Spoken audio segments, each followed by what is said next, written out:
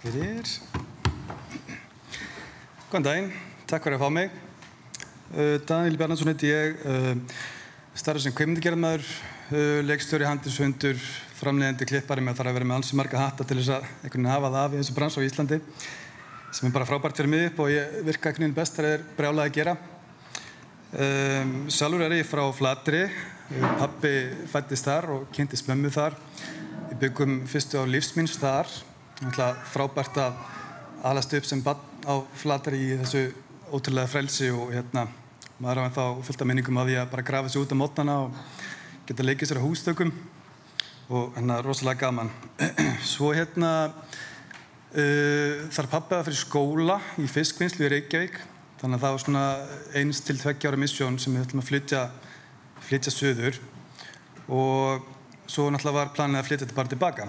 Svo 94 gerist það að bróðir minn fæðist og hann er greindur með ólæknandi hjarta- og blóðsjúkdóm og þarf þá að fara bara beint til Boston í opna hjartaaðgerð og þannig að það var draumurinn að flytja tilbaka svolítið úti og hann er flottur í dag sko, hann er starfar í Arion banka og er mikill besserwisser, góður litli bróðir en það allavega í rauninni bjargaði líf okkar að hann hefði fæðst veikur og það er svona rosalega mikið af svona hvað ef sögum finnst mér sem maður hefur heyrt með bæði þessi flóð, Súðavík og Flateyri og ég vissi það bara frá ungum aldri að mér langaði að starfa í kvikmyndagerð og var svona eiginlega alltaf með höfuð einhvern veginn í því að langa að gera eitthvað með þessar sögur og fjalla þennan tíma í einhverju verkum á einhvern hátt.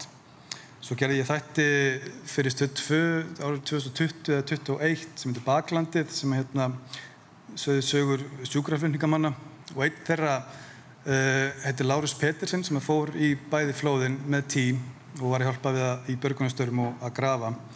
Viðtalið hans var svo ógeðslega langt og ég gat bara nota lítinn hluta af því í þá þætti en það svona kveikti svolítið hugmynd hjá mér að ekki hægt að gera bara mynd Súðavík og flóðin og inngöngu og segja þær sögur svona persónulegan hátt.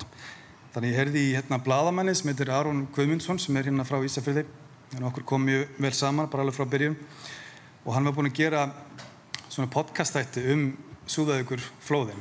Þannig ég gat tekið í rauninni hans efni og byggt svolítið mikið ofan á þeim. Hann var búinn að afla þessara tengsla og nálgast mikið af viðmælendum. Þannig að við gátum svona bætt ofan á þann frábæra grunn sem hann var búinn að vinna.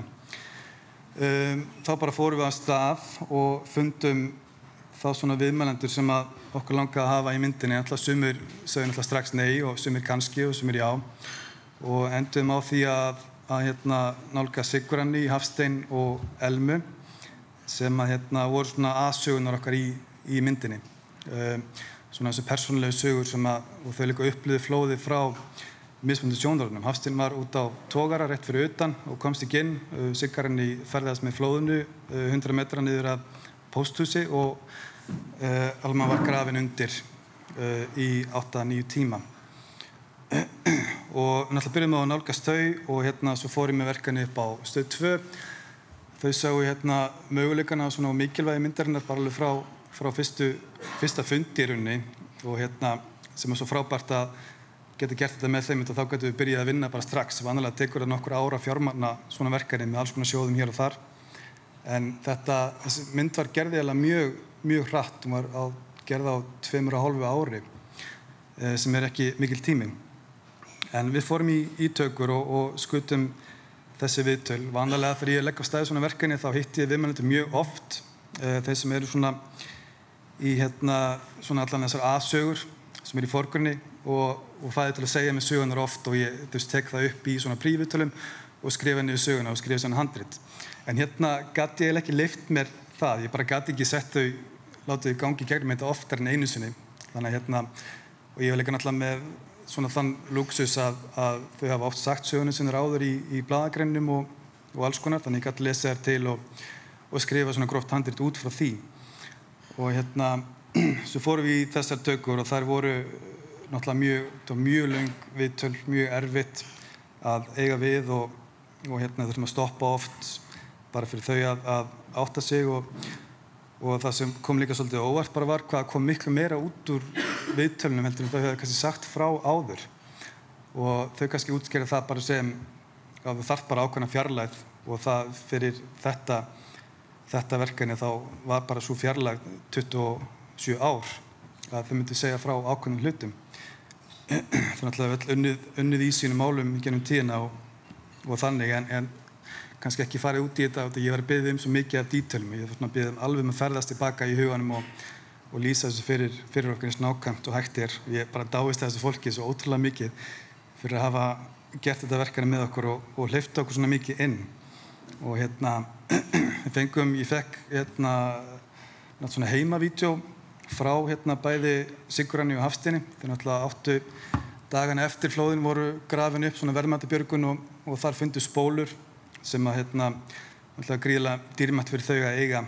Og langaði svona líka að nefna það bara að ég fekk þetta myndefni í henduna svo voru fleiri klukkutímar af efni. Bara gaman að segja frá því hvernig muni eftir þessu gömlu DV-vélunum bara fólk tóku upp svo ótrúlega mikið á þessum tíma.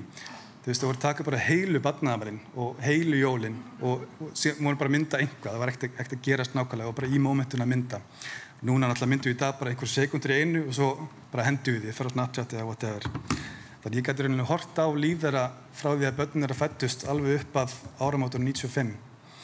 Og ég notaði það efni svolítið til þess að lýsa tíðarandanum og leyfa áhorfenda að kynnast bara svona fjölskylduhugum og þeirra lífi áður en þetta allt saman dundi yfir. Og það fer alltaf ákveðin tími að byggja upp traust hjá viðmælendum og það var svona þeirra skilyrði að taka þátt í þessu verkefni var að ég myndi þá fjalla að einhver leyti hvað fór úrskeiðis og á þessum tíma þegar við fórum í tökuna var ekki búið að ákveða að fara í rannsókn á slysinu.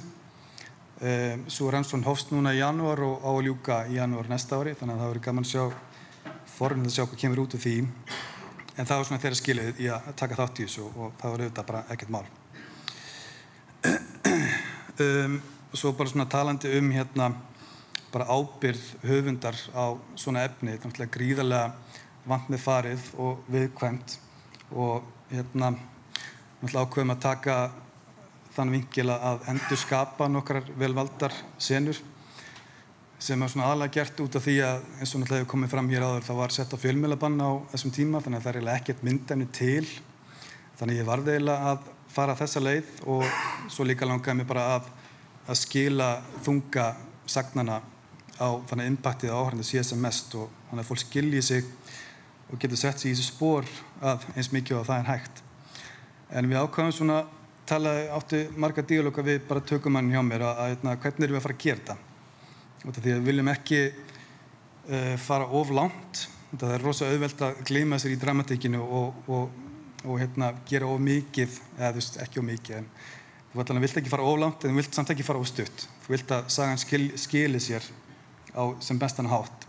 Þannig að við ákváðum að fara svona svolítið ljóðræna nálgun í staðinn fyrir bókstaflega. Þú veist, við skutum mikið úr fókus, notum mestaliti bara svona hluta af andlitum á leikurum og þetta er rosalega erfitt að hafa hana balans og þetta tók langan tíma líka í klippi að finna hversu mikið leikið má ég fara og hversu langt og þannig að það eru margar líka senur sem enduðu á klippi gólfinu. Svo líka kannski gaman að segja frá því að hún Emilia Terra sem er leikona sem lék Sigurjóni í myndinni er dóttir Sigurjóni. Hún var í leiklistanámi á þessum tíma og er bara mjög hæfileikarík leikona og ég nálgaðist hana og spurði hana hvort hún var ekki til í að taka þátt í þessu með okkur og jafnvel leika mömmu sína. Hún var einmitt á sama aldri og Sigurjóni var 95, 22 ára gömul. Hún var mjög til í þá áskorun og fannst það mjög spennandi og alltaf þegar við tókum upp senur sem voru með Emilíu að leika mömmu sína þá kom Sigurjóni alltaf með og þannig að það var rosa gott að hafa hana líka á setti bara þannig að hún gæti sagt við okkur, við gætum hnift í hana þú veist, ef hún vantaði mér upplýsingar hvernig það var og allt það og svo hefur hún líka bara talað þetta er búið að vera svakaleg úrvinnsla fyrir hana að ganga í gegnum allt þetta svona að vera með þessum tökum og sjá hvernig þetta sem hann gert og fylgjast með dóttur sinni. Já, klippiferlið var náttúrulega mjög langt og erfitt. Ég þurfti náttúrulega bara að skjóta viðtölin í byrjun sem voru 12 daga tökur og síðan struktúra myndin einhvern veginn. Það tók mig held ég 7-8 mánuði að gera það. Já, og svo fórum við, og þá get ég skrifað handritið að leiknaefninu, svo fórum við aftur í tökur og svo aftur í klipp og þá get ég komið með fullbúna mynd. Og svo verið líka bara alltaf með þau með mér í liðið. Ég vildi alltaf vera á sömu blaðsíðu og þau viðmælandi mínir. Bara upp á það, þau líka höfðu verið svolítið brennd, sögðu mér af fjölmiðlum. Þau kannski fóru í viðtöl og fengu síðan ekki að sjá neitt, svo kom viðtalið út og þá kannski var búið að bjaga sögun einhvern veginn og þau voru ekki alveg nógu sátt við hvernig þau komu út. Þannig ég lagði mikla áherslu á bara að alltaf þegar ég kom með hráklipp og þá léti þau horfa yfir, þannig að það kom mér ekkert á óvart. Þannig að þau voru sátt við mig, basically. Það var alltaf stressboltinn í mér að ég var að gera þeim og þeirra sögu nægilega góð skil og að nálgast efnið bara virðingu og næmni.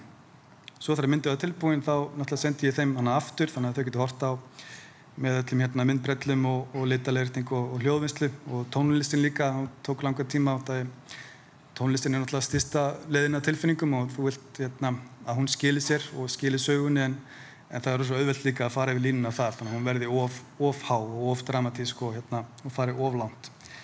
En það allavega var gríðarlega létti fyrir mig þegar þau voru búin að horfa á verki í heild sinni og voru sátt við hvernig það kom út og hvernig þau kom út og hvernig söguna var komið til skila. Já, svo þetta bara aðeins í lokin var ég bara að pæla í hlutverk listar í áfallaminningu. Ég með smá texta það eru mörg gögn sem að segja okkur hvenær snjóflóðið féll, hversu langt það fór og hverjir fórust. En það annað að skilja hvernig fólki leið, tilfinningarnir ganga í gegnum þessa atburði. List og þá sérstaklega heimildarmyndir geta opnað fyrir tilfinningarlega skilning sem ekki verið mældur í tölum. Með myndmáli, tónum og frásögn getur listin kallað fram samkennd, innsýn og tengingu. Hún leyfir okkur að staldra við, horfist augu við sársaukann og muna, ekki bara staðreyndirnar, heldur tilfinningarnar sem þeim fylgdu. Í myndinni reyndum við að skapa rými þar sem bæði sorgin og minningin fengu að lifa, ekki til að endurvekja harmleikinn, heldur til að við gleymum honum ekki. Fjallið það öskrar heiður til Vestfirðinga, minning líf þeirra sem fórust og vitnisburði styrk samfélags sem stóð saman á myrkum tímum. Takk fyrir mig.